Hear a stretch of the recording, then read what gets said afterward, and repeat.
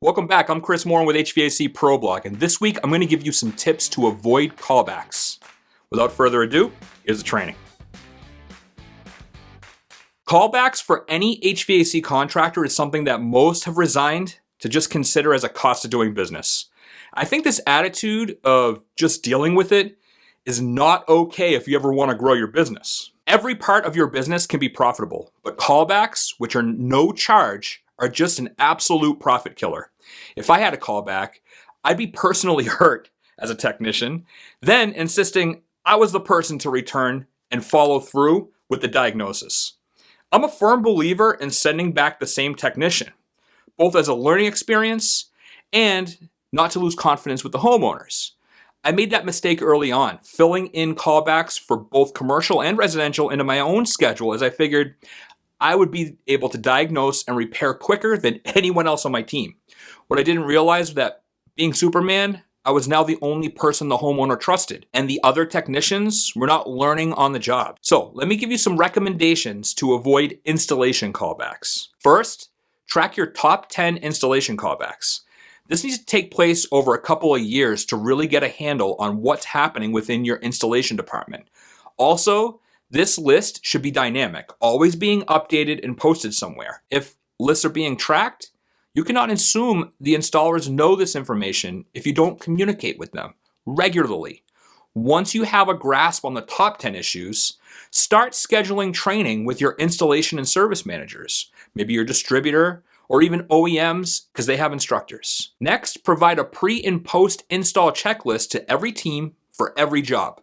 We had a nice list of installation accessories posted in the hatch of the men's room, a constant reminder every morning for the teams as they use the bathroom before leaving the shop asking, did you forget ... The best companies I've seen at this actually have a shop or project manager to be sure all pieces are ready for loading each morning.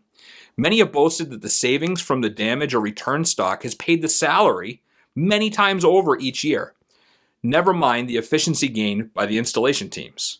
The same goes for a post-installation checklist.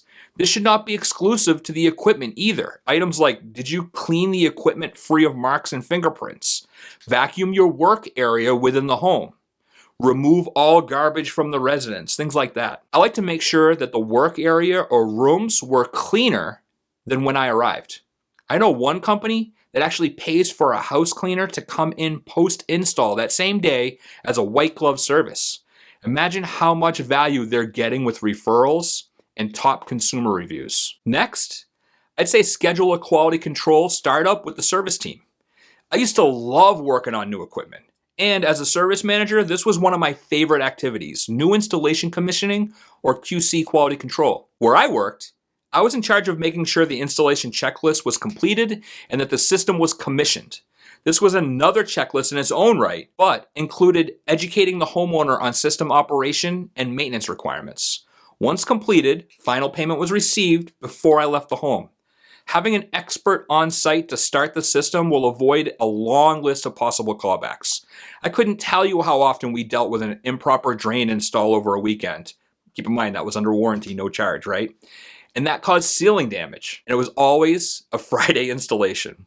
That particular problem, among many others, were avoided once we implemented this gem. Next, I'm going to give you some recommendations to avoid service callbacks. I'm going to start with documentation. This seems so elementary, but service techs can be dreadful with paperwork, if you let them. We instituted and required a signature prior to leaving the home. Typically, this was collected with payment, immediately following a conversation about all documented findings, discussions, decisions made or not made. We typically use terms like weak or broken to classify physical appearances of parts. You can't get technical with full load amps or microfarads. If all work wasn't completed, you as a technician must schedule a follow-up with the service coordinator prior to leaving the home. This will avoid homeowners taking advantage of another technician that may be on call that evening. If the system fails, you get the idea. Next, I'm going to say diagnose the entire system. I found myself almost recommissioning a system once I was able to get the unit operational. Remember, that compressor or draft inducer failed for a reason. Don't just be a parts replacer. If the system failed and needs maintenance, I would do absolutely everything I could within the time allotted, after I documented approval from the homeowner, of course, in order to diagnose the entire system. Techs need to stop being heroes and slow down a bit. If not, callback rates will continue to rise at the worst time of year. That's when you're busy. And you can't take on new customers then. We found once we instituted a couple of things like energy savings or maintenance contract programs, or our 3 service upgrade recommendation requirements. That means the technician recommended at least 3 things to improve the existing system. Our callback rates drastically reduced, and technicians were able to keep up, for the most part, with heavy demand seasons. We standardized the paperwork to require turning the system on and off at the thermostat. If the system doesn't turn on at the thermostat, then we're not running a maintenance call, right? And the technician would speak to the homeowner and immediately check in with the service coordinator in case of schedule issues. We've had many customers claim it was working before the technician touched it. Also, I don't know about all technicians, but I absolutely hated climbing stairs from the basement or into and out of an attic more than I needed.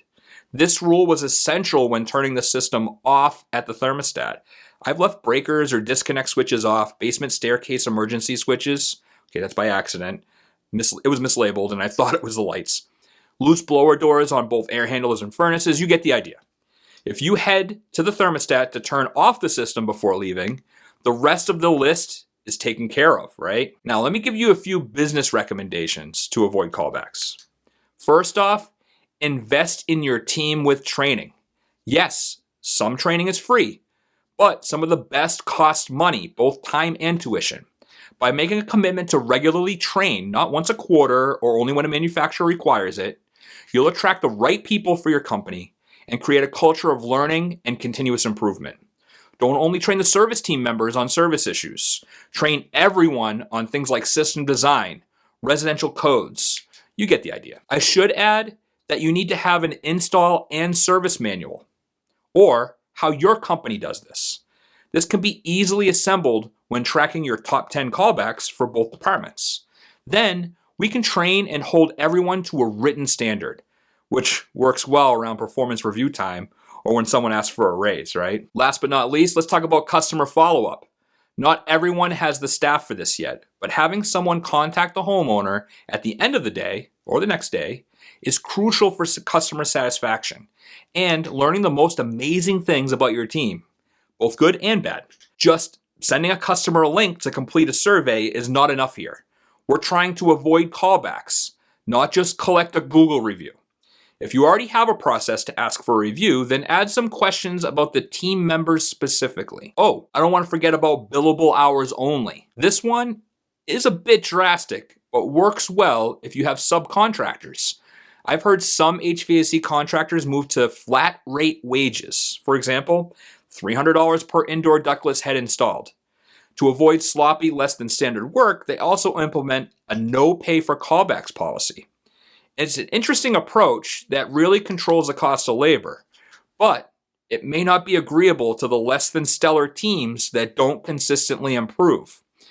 But that may be a reason for the bad apples to find their way elsewhere on their own, if you wanted them to. Isn't it strange how people never have enough time to do the job right the first time, but always have time to come back and correct their mistakes for free later on? Of course, this video may just be a collection of ideas, some of which you may already implement in your business. Others may never apply them. I'm hoping to provide a comprehensive list of thoughts and certainly looking for your feedback if you've tried them or not. Are there any that you're going to implement? Thanks for joining me this week at HVAC Pro Blog, where we provide advice for residential system design, quality installation, and system diagnosis. I'll see you soon.